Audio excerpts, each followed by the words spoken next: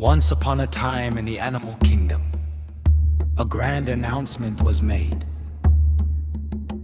A beauty contest would be held to determine the most beautiful creature in all the land. The news spread quickly, and excitement filled the air. Among the participants was a bird named Koku. She was naturally striking. Her feathers deep black, smooth and shining under the sun like polished obsidian. In truth, many admired her beauty, but Koku herself did not see it that way. Every time she looked at other birds with bright or colorful feathers, she felt insecure. In her heart she thought, how can I ever win like this? Black is not beautiful enough. I need to be white. Then I will be accepted. Meanwhile, in other parts of the kingdom, the birds and animals prepared eagerly for the contest. But deep down, many of them feared Koku. She was elegant, graceful, and naturally captivating. They believed she would win effortlessly. Yet ironically, the one they feared was the same one who feared herself. In her loneliness, Koku could not find peace, so one day, she made a decision. I will go to the medicine rat, she said. He can help me change my feathers. She flew to the rat's small house and knocked. The rat opened the door, surprised. Koku explained eagerly, there is a beauty contest. I want to win. But I don't like my color, I want to become white. The rat looked at her quietly for a moment and said gently, Koku, you are already beautiful. Why try to become someone else? But Koku was determined and would not listen. Seeing her insistence, the rat sighed and decided to teach her a lesson she would never forget. He gave her a special potion and told her to drink it before the contest. On the day of the event, the entire animal kingdom gathered at the village square. The atmosphere was lively, filled with excitement and anticipation. One by one, birds came forward, displaying their beauty with pride. Then it was Koku's turn. She stepped out confidently, believing she had finally transformed into something better. But as she walked forward, something strange began to happen. Instead of turning white, her feathers began to fall off. One by one, a wave of silence turned into laughter. The crowd burst out, pointing and mocking her. The same animals who once feared her now saw her in humiliation. Other birds, once intimidated by her presence, now stood proudly, knowing they no longer had competition. Koku stood there, exposed and broken, realizing too late what she had done to herself. She had not become more beautiful. She had only lost what made her unique. That day, she left the square quietly, her heart heavy with regret, understanding that she had almost won as herself, but lost everything by trying to become someone else. Moral of the story: true beauty is not in comparison or imitation, but in acceptance of who you are.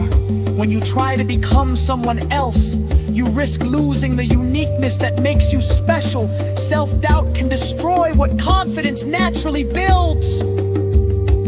Embrace your identity, because the world may admire you more than you admire yourself.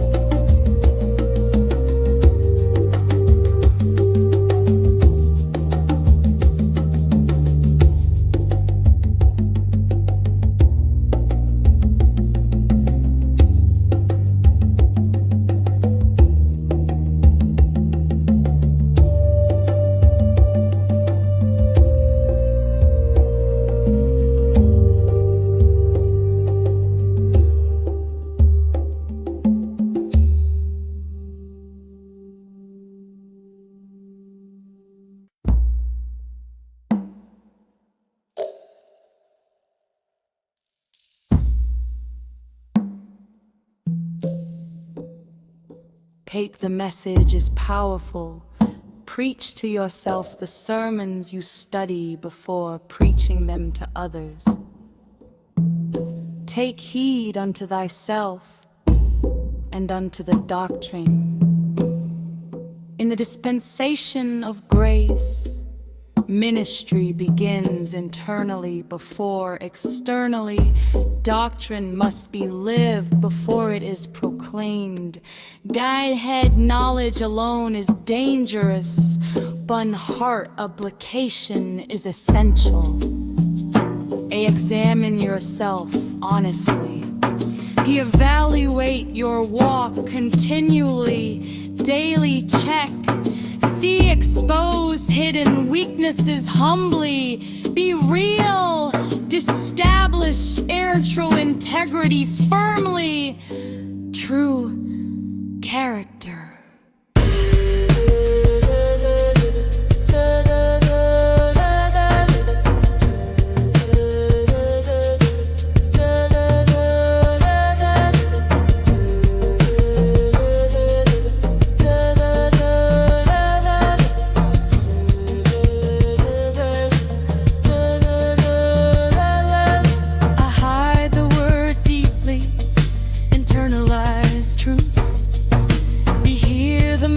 Personally, I clearly at first. See, hold the truth firmly, no compromise. To heed the word obediently, live it out.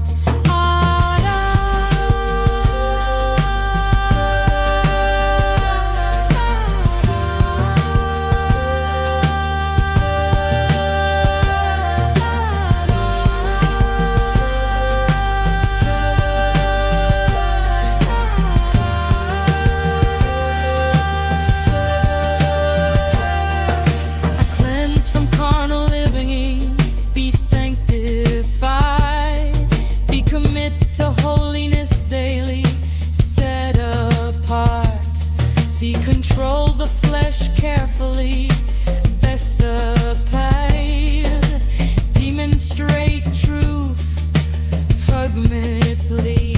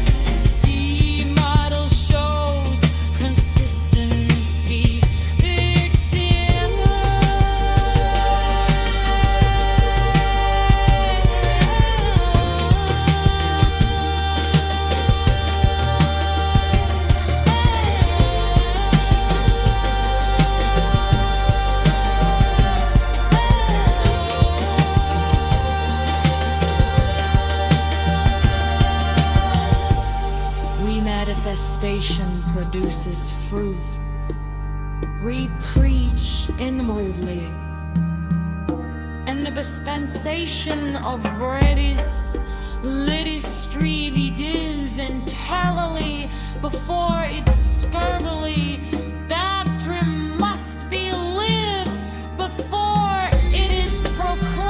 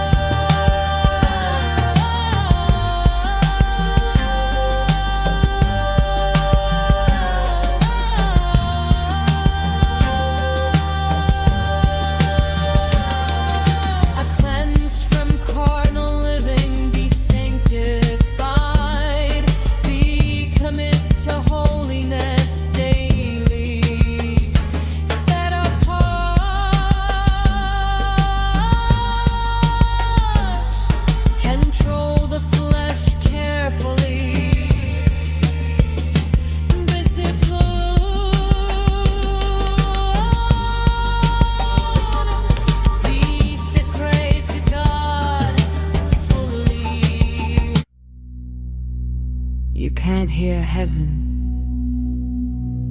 when your soul is louder than your spirit. Sometimes God isn't silent. We're just too noisy.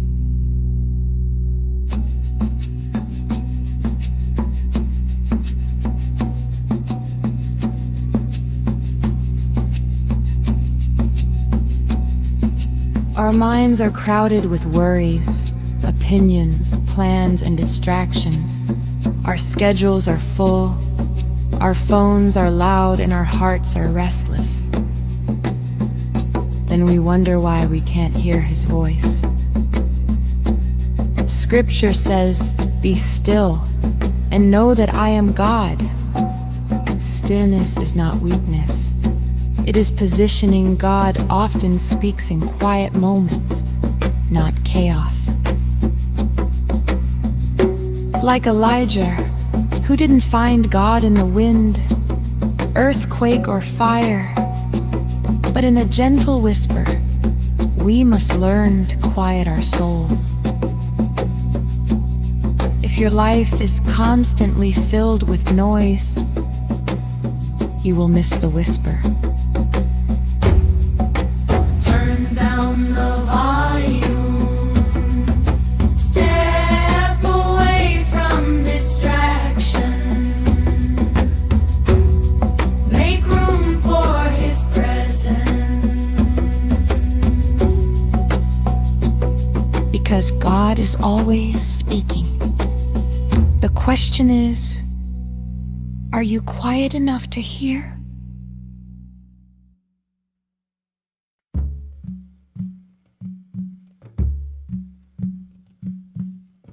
Most people think success is a straight road. It is not. It is a forest. And in that forest, no two trees grow at the same speed. Some rise fast, tall and visible, catching sunlight early. Others stay small for years, roots digging deeper in silence. But here's what people don't understand. The tree that grows slowly is not failing. It is preparing for a storm the fast one cannot survive. Yet humans, we walk through life like careless visitors in that forest. We point, we laugh, we measure people by their current height. He's still broke. She hasn't figured it out. They're not where I am. What you're really saying is, I don't understand timing. Because nobody wakes up and chooses struggle.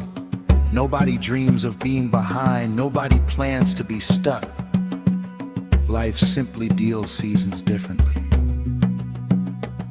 Some are in harvest. Some are in planting.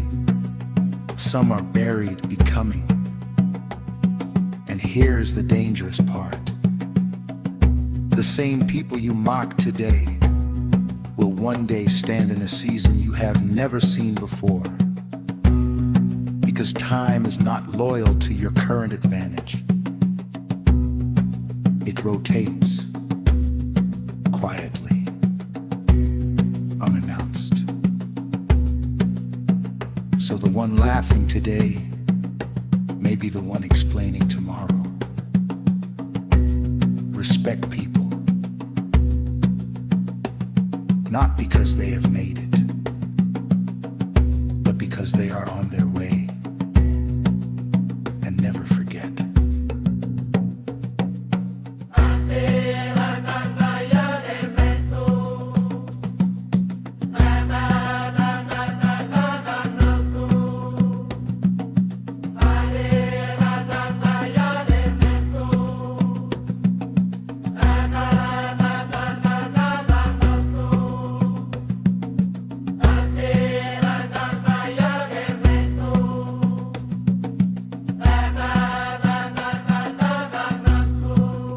Underground looks like failure. until the day it breaks the surface and changes the entire landscape. Choose your behavior wisely, because when your season comes, you will pray the world remembers how you treated others.